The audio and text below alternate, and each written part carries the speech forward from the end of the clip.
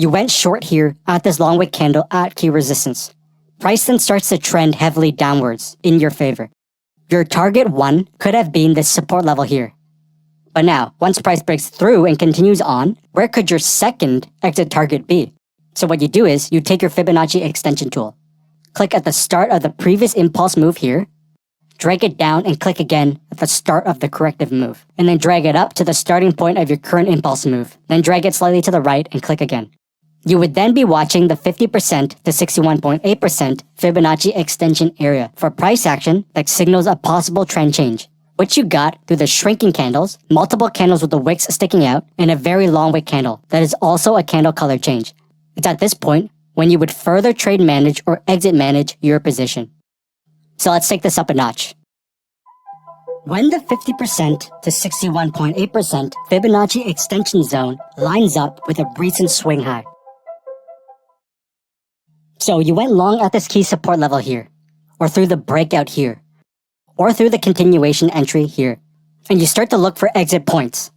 You eye this key resistance level here for an exit point, as it is a swing high. When you apply your Fib extension tool, the 61.8% Fib extension level also lines up perfectly. Once price reaches the area, either look for an intraday trend change for an exit, or wait for a break of the trend line here. So what is the psychology behind why these are great exit points? When a Fibonacci extension of 50% to 61.8% lines up with a recent swing high, price is at a premium due to it being at the highest price point in recent time. Also, the 50% to 61.8% represents a travel distance of halfway or more of the previous impulse move, which is when the big boys often look to take some profit. This double factor can trigger a possible reversal at these areas, making it a great exit target. So let's show this again. So you went long at this inverse head and shoulders pattern and break here, or through the continuation entry here at the right shoulder of another inverse head and shoulders pattern. You are then eyeing this key resistance level here for an exit point, as it is a swing high and highest price point in recent time. When you apply your Fibonacci extension tool, the 50% Fib extension level also lines up perfectly. Once price reaches the area, you had multiple long wick candles reacting to it.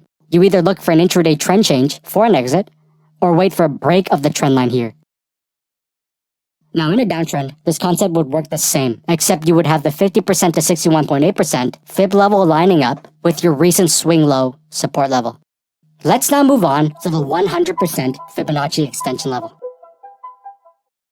So you went long here at the key support level, or through the continuation entry here. Price trends heavily upwards in your favor, and you start looking for possible exit points, but there's no resistance level in sight to target for an exit as you're entering uncharted territory. You apply your Fib extension tool. The first area you were looking at for an exit was the 50% to 61.8% Fib extension area, but there was no trend change price action and price continued on.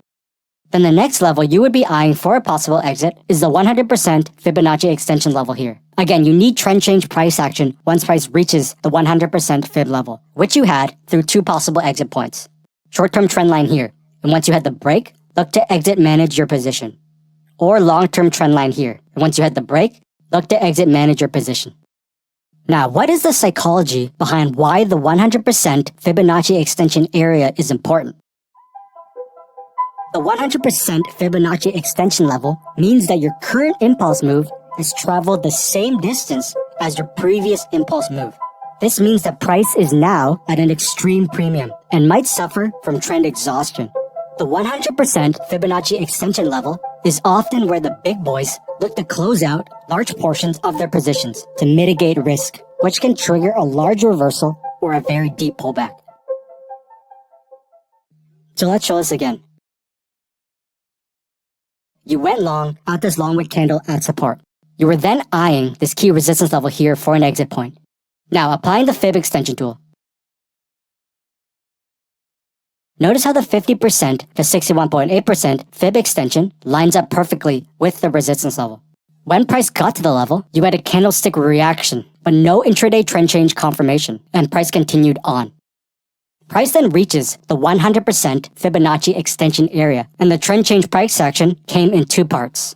One, the trendline break here, or 2, the trend change pattern through the lower high and lower low. Now here's a bonus technique. You can also apply the Fib extension tool onto the larger uptrend here. Notice how the 100% Fib extension level of this larger uptrend also lines up at the same area of the 100% Fib extension level of the short-term uptrend, which means both are confluent to each other and makes the area an even higher quality exit point. So moving on to the next topic.